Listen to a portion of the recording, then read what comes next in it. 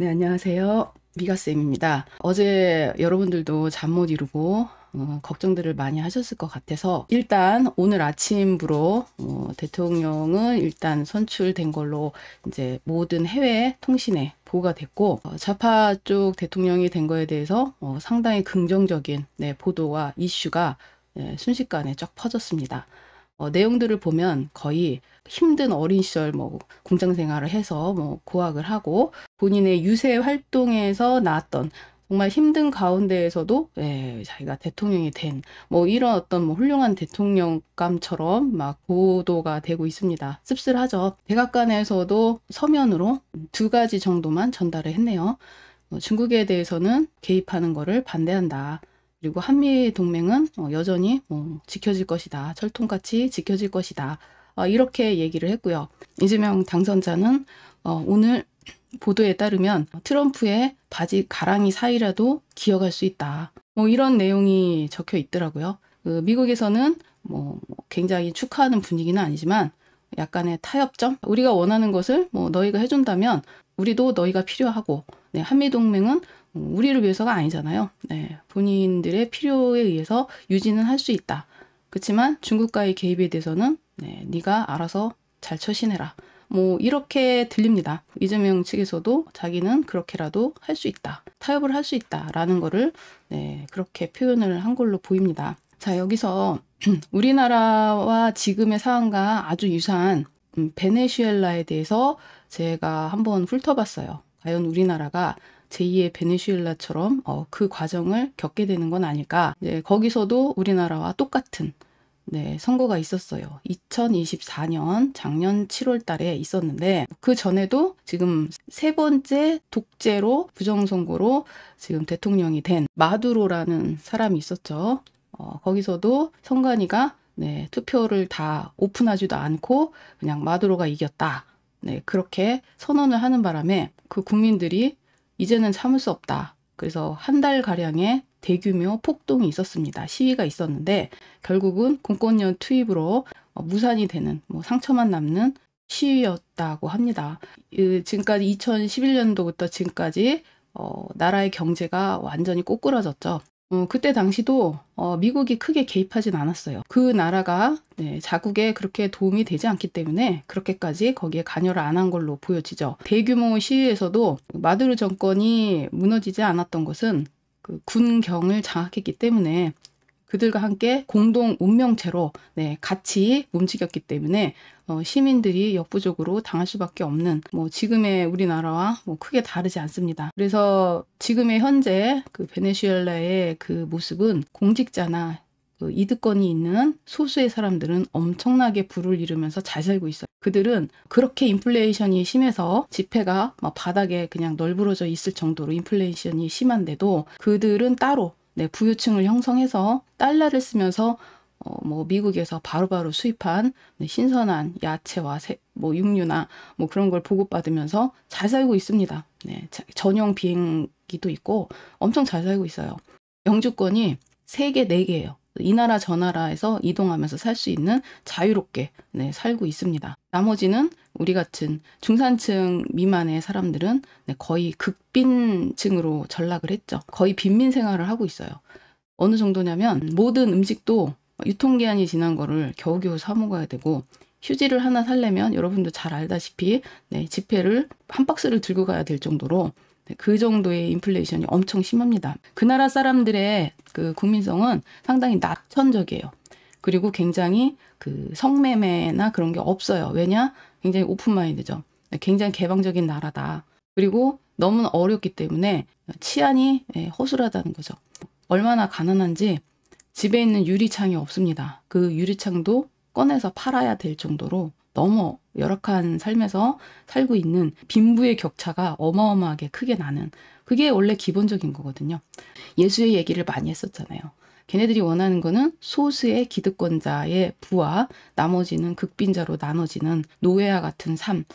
지금 베네수엘라가 그렇게 살고 있고 우리나라도 조만간에 네, 서서히 그렇게 네, 변화될 수 있다라는 네, 가능성이 있기 때문에 제가 그것을 좀 객관적으로 계속 지켜보면서 여러분께 전달을 해드려야 될 것 같아요. 어느 정도로 거기가 보안이 취약하고 정말 힘든 삶인지 우리나라 기자들이 그 나라에 갈 때는 그냥 가면 안 돼요. 그 경찰관들이 월급이 너무 적어서 생활하기 힘드니까 알바로 외국인 어떤 그 취재인들이 오거나 그러면 운전도 해주고 경호도 해줍니다. 그런 데서 이제 달러를 받고 생활을 하는데 어느 정도냐면 창문을 요만큼 열어놨어요. 열어놨는데 그러니까 손이 들어갈 정도 요 정도 열어놨겠죠. 근데 그 사이로 잠깐 횡단보도가 서 있는 상태에서 오토바이가 달려와서 옆에서 손을 넣어서 그 취재하러 온 그 사람의 그분이 여자였나 봐요. 귀고리를 바로 잡아 떼서 달아놨습니다. 그래서 취재를 한 게 아니라 귀가 찢어졌겠죠. 그래서 병원을 갔다. 그게 현지 취재인들이 겪었던 최근의 근황입니다. 만약에 우리가 정권이 이렇게 넘어간다면 일어나는 일로서 그 예수회가 어떻게 할 것이다라는 얘기까지도 많이 했어요. 그래서 제가 좀 깊이 심도 있게 그 내용을 앞으로 다룰 거예요. 그들이 어떤 존재이고 어떤 그 조직이고 어떻게 작용하고 이런 거에 대해서 제가 계속 영상을 올릴 예정입니다. 일단 우리는 이 상황을 알았고 그리고 적이 누군지 알고 그리고 어떻게 할 거라는 거를 예상할 수 있기 때문에 제가 좀 객관적으로 그런 영상들을 준비해서 앞으로 올릴 생각이에요. 오늘도 아침에 저희 엄마 걱정돼서 제가 전화를 드렸는데 엄마도 제 걱정을 하고 저도 참 엄마 걱정을 해야 되는 그런 상황입니다. 저희 엄마도 그 과정에서 너무 힘드셔서 자포자기하는 마음으로 극단적인 생각까지 하셨던 그런 상황도 있었기 때문에 참 지금의 이 결론이 받아들이기가 너무 힘듭니다. 사실은 백악관에서조차도 아무런 얘기를 내놓고 있지 않습니다. 결국은 타협을 하겠다는 거죠. 오히려 우리 윤 대통령님이 희생양이 되는 그런 상황이 됐습니다. 만약에 미국을 공조하기 위해서 중국 해커들을 잡기 위한 계엄을 하면서 무리하게 그렇게 해서 미국을 도왔다면 미국은 거기에 대해서 윤 대통령에 대한 어떤 빚을 진 거잖아요. 근데 거기에 대한 아무런 대응이 없습니다. 아직까지. 기대를 많이 했었거든요. 여러분도 알다시피 미국이 우리나라에 대해서 어떻게 공조를 하고 이 난국을 좀 헤쳐나갈 수 있을까. 그렇지만 지금 와서 생각해 보니까 그들의 생각과 우리의 생각은 전혀 다른 거죠. 미국 같은 경우는 자국의 어떤 이익을 위해서는 누구와도 타협이 가능한 거죠. 그게 이재명 당선자라고 할지라도 그를 조정할 수 있기 때문에 언제든지 타협을 하면서 필요에 의해서 그들을 조정할 수 있다라고 생각하기 때문에 누가 되든 그들은 아무 상관이 없다는 거죠. 필요한 것만 가져가겠다.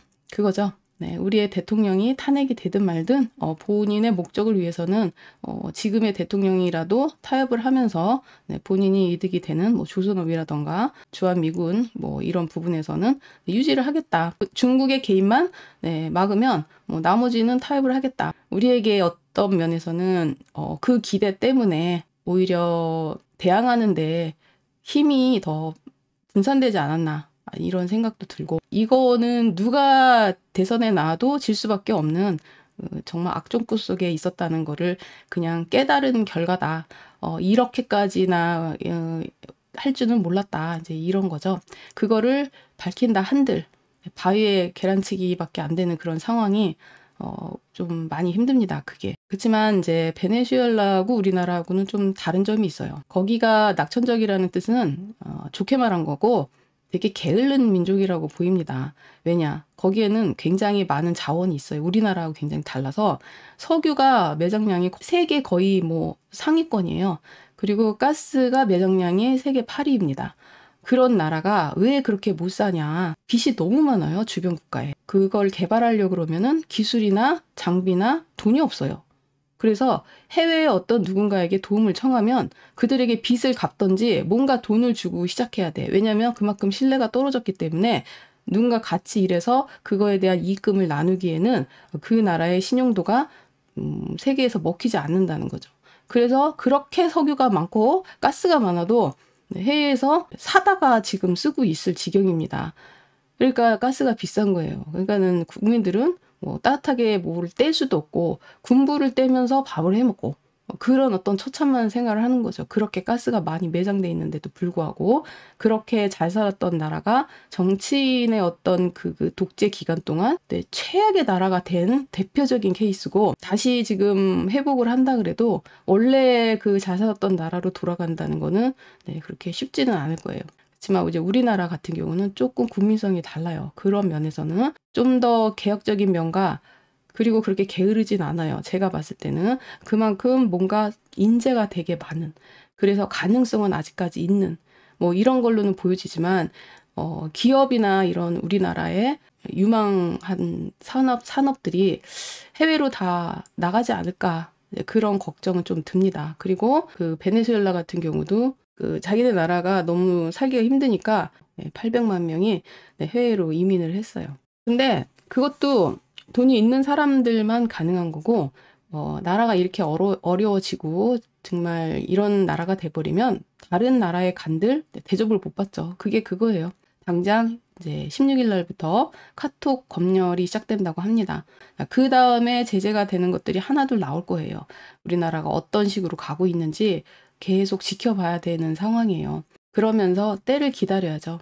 저는 우리나라 사람들은 그 베네수엘라 사람들과는 다르다고 저는 생각해요. 그들과 똑같이 가지는 않을 것이다. 그렇지만 어떤 부분에서 비슷하게 우리가 감당해야 될 부분은 있을 거다. 소수의 권력자들이 어마어마한 부를 이루고, 그리고 우리 같은 시민들이 점점 어려워서 빈곤층으로 그렇게 나락으로 가지 않도록 지금 우리의 지금부터 단단히 먹어야 될 것 같아요. 까딱하면 정말 베네수엘라처럼 될 수 있다라는 거를 늘 생각하시고 거기에 대비해야 되는 게 첫 번째인 것 같습니다. 이걸로 인해서 마음의 병, 스트레스 이런 것들이 개개인별로 다 있을 거예요. 우울증도 있을 수 있고.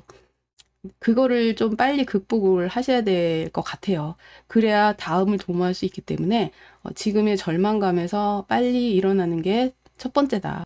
이제부터 제가 어떤 방향으로 나가는 게 정말 나라를 위하고 우리를 위한 일인가, 그쪽으로 제가 초점을 맞추기로 했습니다.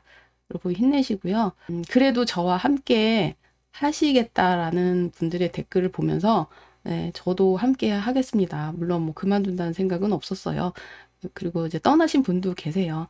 우리는 포기하지 말고 늘 나라를 위해서 기다려야 되는 준비된 국민이 됐으면 좋겠습니다. 어떻게 변할지 몰라요. 어떤 상황이 될지도 모르고 그때 우리가 깨어서 움직여야 되기 때문에 지금은 좀 힘드시더라도 버티십시다. 같이 버티면서 상황을 주시하고 최선을 다해서 이 어려움을 나름대로 극복해 가는 방향으로 갑시다. 지금 제가 기운이 없어서 이렇지만 계속 기운이 없겠습니까? 빨리 기운 차리고 여러분과 같이 또 헤쳐나가야 되니까 다음 방송도 준비하면서 또 만나 뵙겠습니다. 힘내시고요. 다음에는 지금보다는 좀 에너지가 좀 올라온 상태에서 방송을 하도록 하겠습니다. 감사합니다.